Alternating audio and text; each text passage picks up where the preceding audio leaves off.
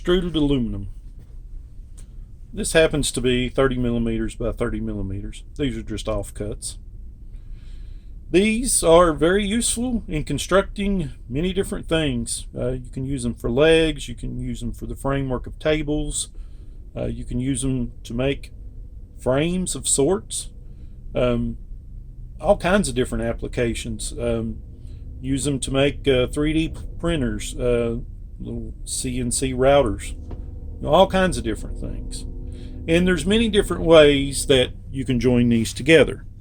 Some of the unconventional ways we've threaded internally and connected them together to lengthen them before. And essentially you use a piece of threaded rod and you twist them together, and if they don't line up in the end, you can machine just a tiny bit off of each end if you know your TPI, threads per inch, and you take the appropriate amount off based upon your degrees. Little math involved to do that. Normally you can just kind of force them in place and get them pretty close, but the end result usually is pretty decent. These are anodized to be very difficult to try to weld them or use any other method that I know of to try to join them together, so that seems to be pretty effective. But what about corners, or what would you do otherwise to lengthen pieces? I mean, you're going to have something that goes in that slot essentially like this to jam them together to hold them. So threading is a good option for that. But what about corners? Well, obviously you can use these for your corners. The problem is it's not very attractive. You're going to see that from the end, and of course you can buy vinyl caps to go in here, but to me that's just not a great option. So the second option would be corner pieces. Now this is it would work on this, but that's for 2020 extrusions, where this is a 30-30. So if you go that route, you're going to need, to make it strong and look right, you're going to need those brackets both inside and outside, which is going to require you 10 T-nuts and 10 bolts to bolt it all together. And at the end, it's still going to look bad on the end. So what other options are there? Well, we've come up with a solution. That is our solution. It's aesthetically appealing. It looks good, the flow of it. It fits nice. And it's simple. No welding. Bolt it together. So what we do is we thread the inside of this piece. We drill this piece, and using our milling machine, we mill us I think we use whatever the diameter of this bolt is. I think it's around 9/16 of an inch. We've got a end stop setting on our vise in our milling machine, and we'll go ahead and cut these to the proper depth at the proper location and fit them together, and you can see that fit there. It's most excellent. So today we're going to show you how you can achieve this. Now, as far as strength, there's a little more there holding it than what you would think. Now, I can probably put this in the vise and pull on it, and maybe we should probably do that. But this is going to be for a sliding door. And we're going to use the channel that's in here, the slot, for our window. And this goes on a machine. So stay tuned, we'll show you how you can accomplish this. Yeah, we are a bit cramped on space around here. So this is Turn Pro. I think MSC sells this brand. I've had this saw for 10 plus years, bought it with my own money. And I've used it, pretty much use it daily to cut something. So we're going to set this thing up to cut a good solid 45-degree angle so we can join, do a good miter joint for this extruded aluminum. So what I like to do is get a couple of pieces of scrap. I'll do that now. And I'll just set them up together and cut them both at the same time, simultaneously. And we'll see what kind of angle we get. I'm going to check it against my speed square there. So I've had other types of these saws, and most of them you have to angle your clamp area. I don't particularly like that. It takes too long. It doesn't hold in place and kind of messes the geometry of everything up. So this one, the whole head tilts, and it's got the angle already. It's got a piece of aluminum that it's pretty soft too. This one's starting to get messed up. It shows the angle, and I think I've already calibrated it once to give me exactly 45 degrees. So let's see if that still holds true. And let's see here.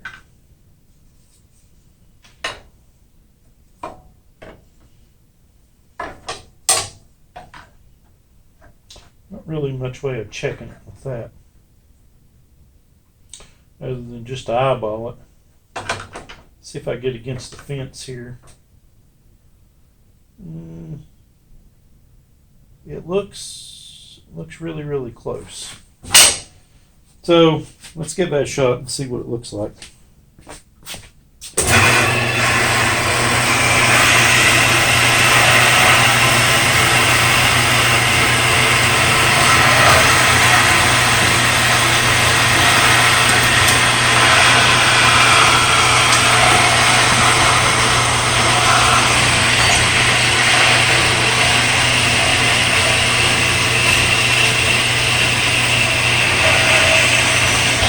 Oh, where's happened?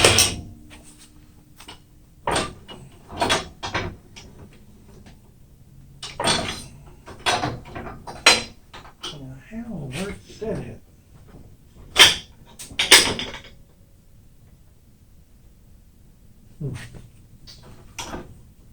One of them moved. Sometimes the problem with trying to cut two pieces at the same time.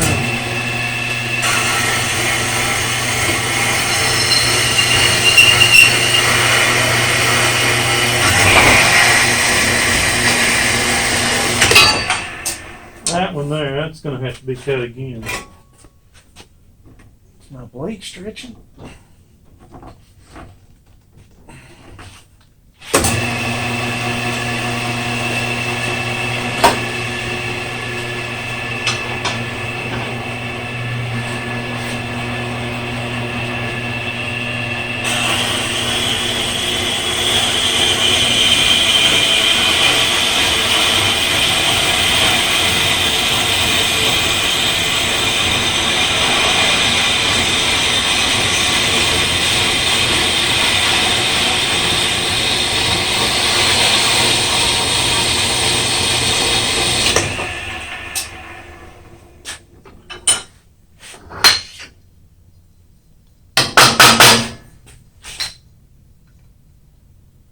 And I can tell you, that's not what I'm used to seeing. Yeah, that's not very good at all. But, let me take just like it eat its way through there. I'm probably going to change that blade out.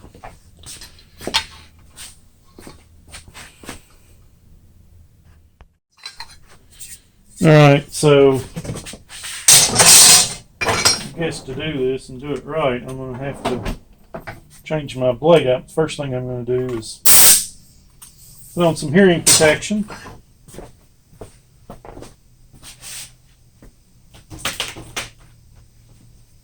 And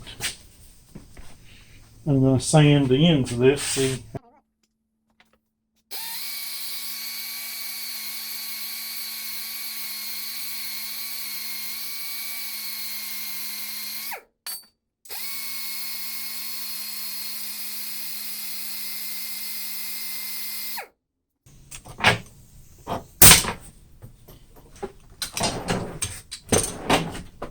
That's a piece of 80 grit on a DA sander. Let's see.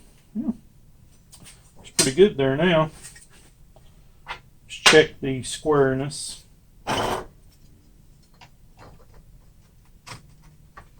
Yeah, I'd say that's a pretty darn good fit right there.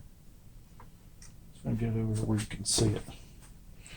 Especially with just a little bit of filing, I can clean that up and make it look really good. So I would, more than anything, I'm trying to show you the process for doing this. So I can, very easily switch out my bandsaw blade, and these are going to have to be sanded a little bit on the ends. So what I like to do is just knock this sharp edge off. This is a diamond file. I don't want to go too deep. Otherwise, we end up with a beveled connection, and it really doesn't look all that good. So I'm just taking the minimum off here to get it cleaned up and looking good, and to get rid of any sharp edges that in case you run your finger across it, you won't get cut.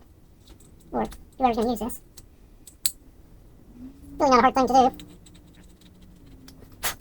This is a diamond file.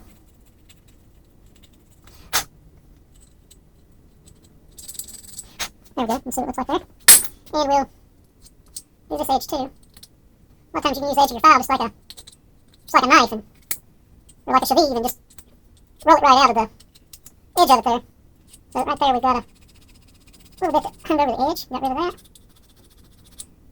Got rid of that.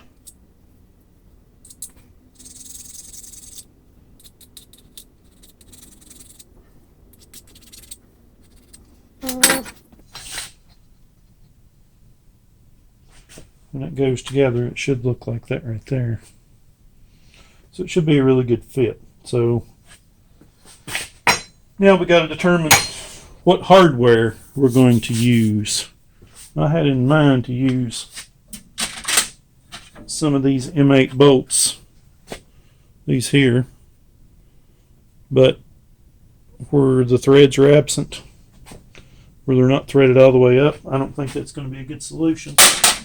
Now I do have some of these that are threaded all the way up, but let me see if I have something else. I think I've got some in here which are a 5/16. Let's see how many of those we have. We can use these, they're fine thread. And what's this? Coarse. 5/16 coarse. That's going to be my first choice. And what's this? Those are really short. Only not enough threads there. And these are really long. I may end up using some of those. So the first thing I'm going to do is I'm going to use the coarse threads.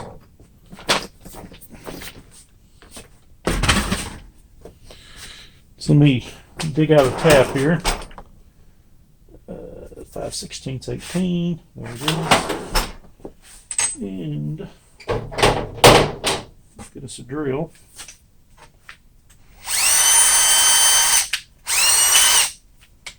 Now I typically just do these by hand. Let me, and this one is just essentially a proof of concept. So the critical thing here is the drilling of this intersecting hole. So if we don't get that, so I'm quite certain what I did last time.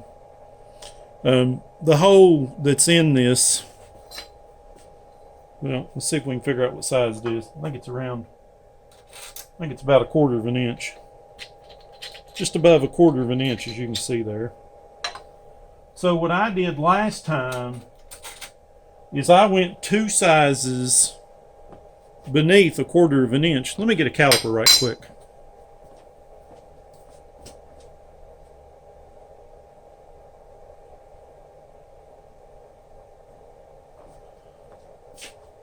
If I can find it.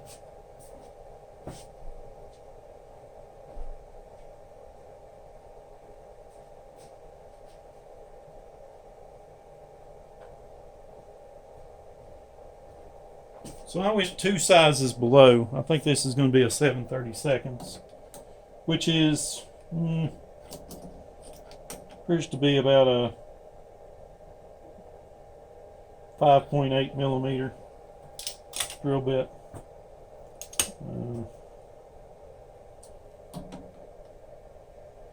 7/32 is what it is. So that's the drill bit that I used last time.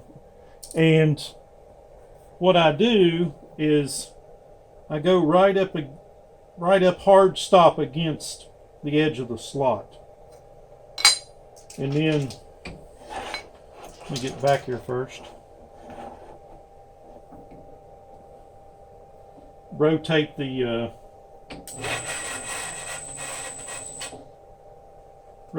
drill until the edge of the flute right there is back hard against the edge of the hole.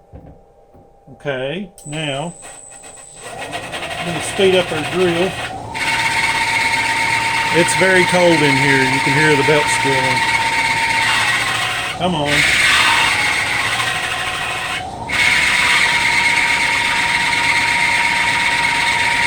Spindle needs to warm up for a second anyway.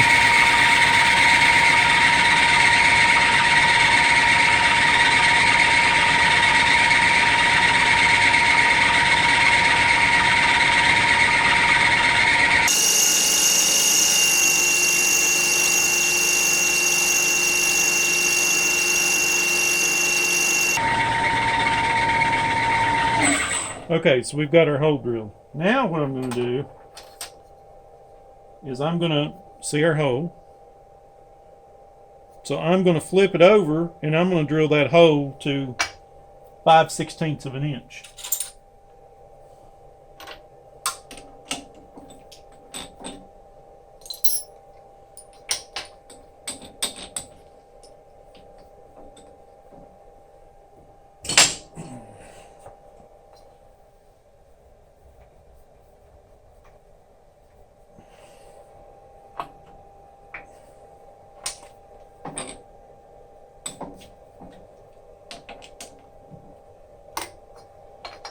Okay, let's get lined up here.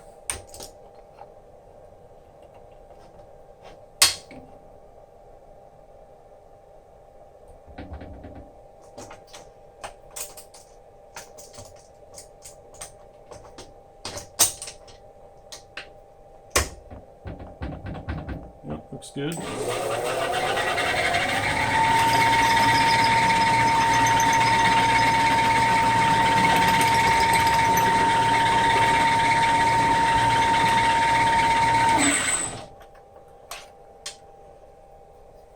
Okay, so we're going to end up just barely nipping the edge of this hole, as you see here. We're going to have to come back and file that because we've got a burr. You see what we're left with there. So now we've got to relieve this, and as you see, we've got these raised edges. We're going to have to knock that down. We're going to have to flatten that. So I'll join you now at the milling machine. Or join you next at the milling machine, I should say. It will be now for you, next for me. Alright, so I've got me a bolt. And we're going to measure the OD. 69 128. So that don't help me much. 541 thousandths. Well, that looks like about a 9/16 to me. 562. Okay, give us just a little on each side. All right, so I'm going to cheat. Get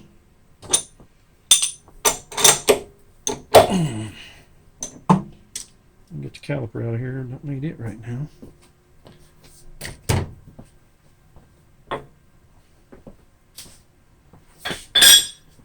All right, I'm going to get a collet for a 5/16 inch quarter. 5/16. I'm going to use the same 5/16 inch drill bit to locate our hole. me, this is the simplest way to locate your 0 point.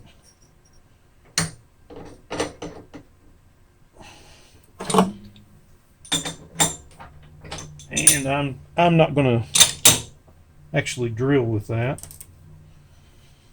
So maybe I should keep those on their parallels. Let's get our piece here. We're going to set our end stop.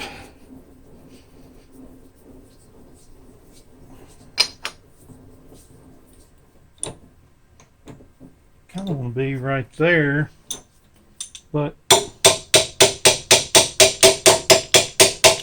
I can get over to that or not without, yeah, I'm going to have to move the tip of my end stop. Let's scoot it back a little bit.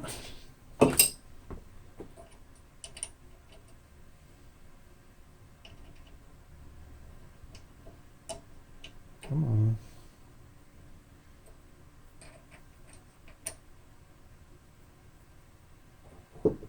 Well, that's all we got. As far as we can go there. I think my Allen bolts are full of metal shavings. I don't guess it matters if we hang over the edge a little. Let's go up. Okay, that gives us a good stopping point. Make sure my parallels, yep, they're good. Alright, I'm just going to snug it a tiny bit. Alright, now we're going to jog over and drop our drill bit into the hole. Oh, my finger's dirty.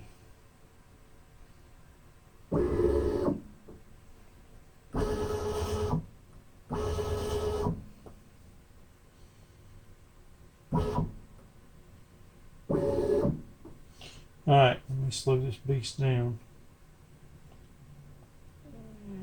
Down with Z.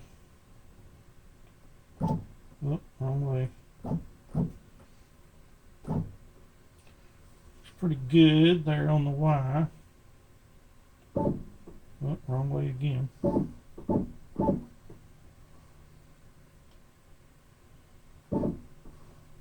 Okay.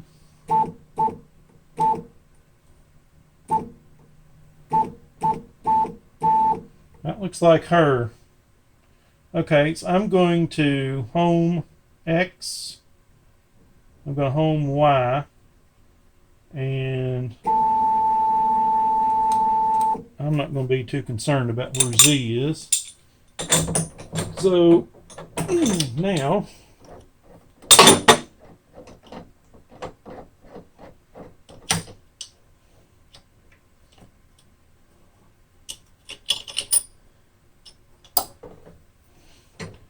get that collet all the way out. No, I can't. Let's jog. Wrong way again. Alright. And I need a... what is my 9/16? Is that what shank diameter that is? Yeah, it's a 9/16 shank.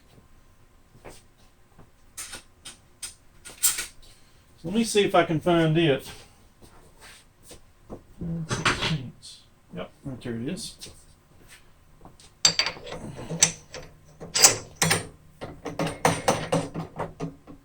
Okay.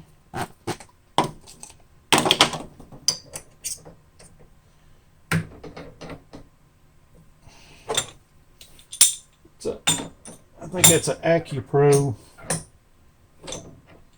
TIALN something or another. What is it?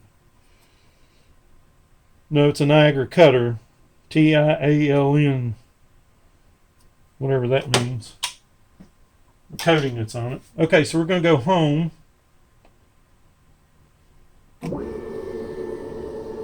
It's going to jog us over the hole. And then I'm going to pick, let me get you on the other side over here. You can see the controllers we're going. This is called QT Dragon. This is Silver Dragon, but it's in dark mode. This is a Linux CNC user interface, and I'm going to tell you something. Linux CNC is some awesome stuff. So we've retrofitted this knee mill, and we've got NEMA 34 stepper motors and bow door, sensorless vector drive, and it really works well. Run it off single phase, 230 volt. So we're just going to pick a manual speed. We don't need to turn very fast. I'm going to put the motor itself in low range, and we're going to come in here in manual mode. We're going to click manual, and actually MDI, and we're going to go M3. Let's do S750. So it's actually going to be like 375 RPMs because it's in low gear. Hit enter. Now we're going to get you over here and let you see us machine the hole. So we're going to pick us a slow jog speed. Probably going to wrap it down to the top. And we're going to slow it down. That's still too fast. Let me put it in slow. That's 50 millimeters per minute. So we're going to come down and we're just going to face the base until we're flat.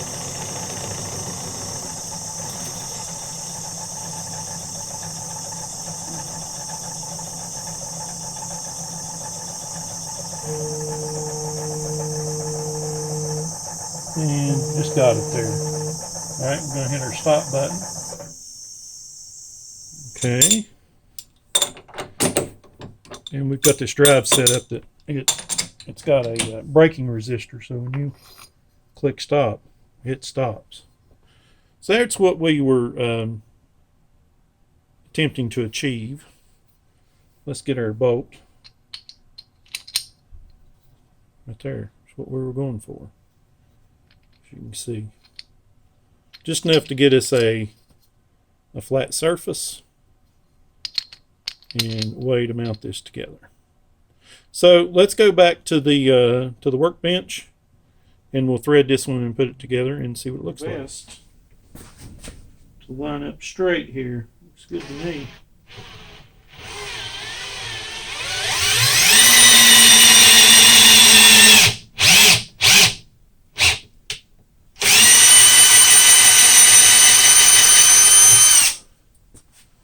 Alright, now we're going to take our blow nozzle and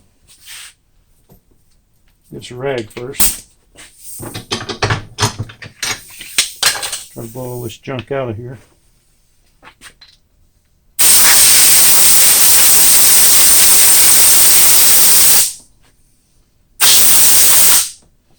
Alright, and get that out of the way. Alright, now I'm going to take I'll take this file and just kind of go over all this again. Matter of fact, let me get something that's got a little more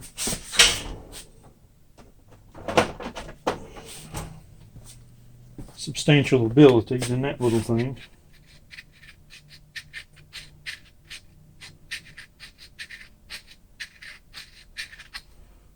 Yeah, that looks good. And we'll do the same thing here.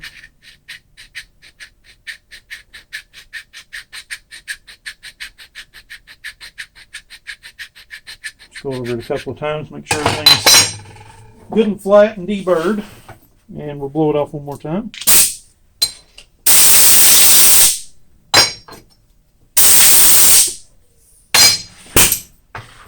So let's see if I get a or an F. Let me, first of all, put all this oil off my hand. Now I will find an Allen wrench. This is the appropriate size. Here we go. Seems to be a 3/16. And let's see if we're any good at this. So I'm going to put it together.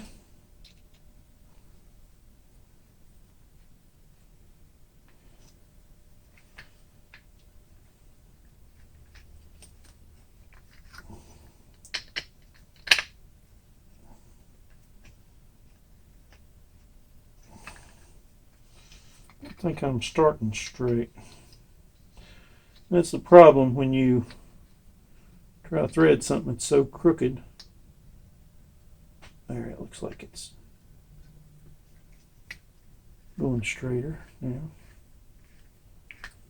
Yeah, there we go. Tight, but that's good.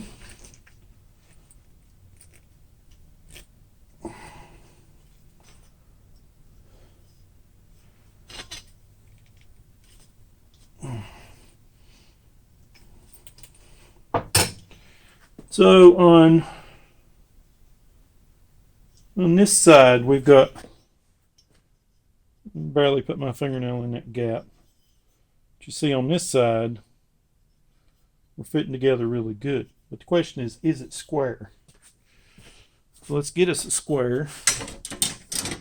And let's see, because I can easily take it apart and file it just a little bit. Looks like we're off about, I don't know, 1/4 of a degree or 1/2 a degree. That's a new square. Let's see if the square is even true. Half the time you go to build stuff and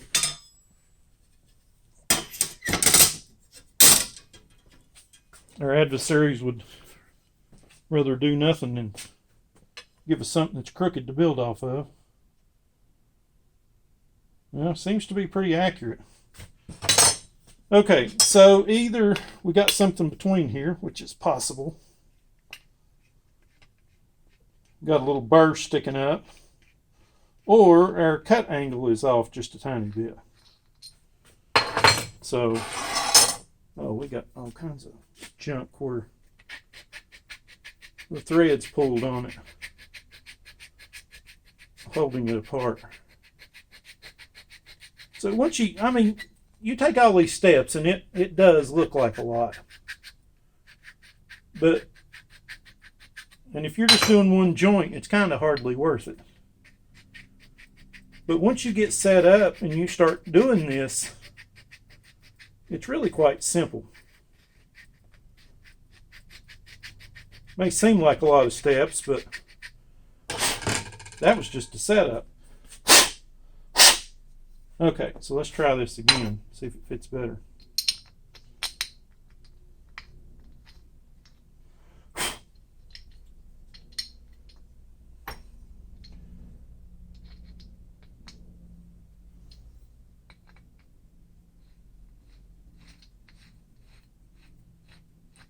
It's certainly going together better than it was.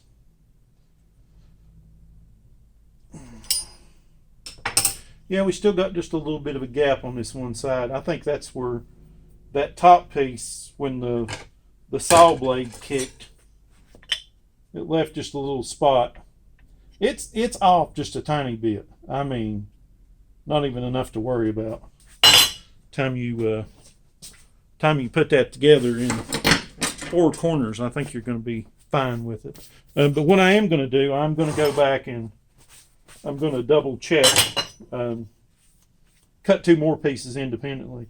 So you can see what we end up with there. And you can easily manipulate your cutting, to get all this exactly right the first time. You're going to have to cut a couple of pieces.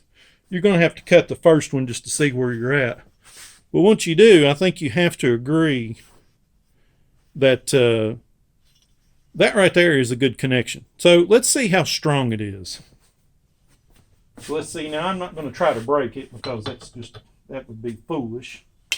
But I am going to put some pressure against it, just to right here at the corner, just to see how strong it is.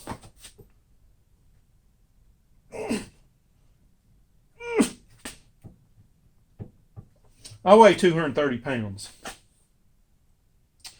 And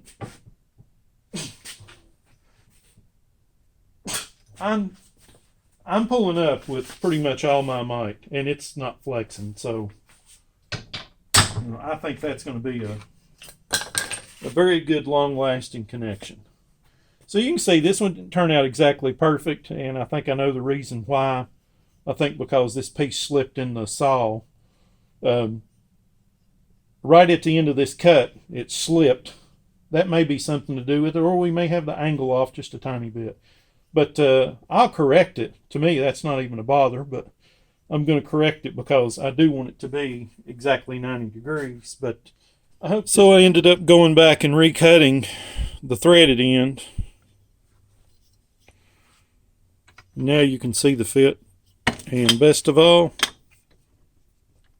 perfect. Perfect 90 degrees. Beautiful, huh? So we can check it.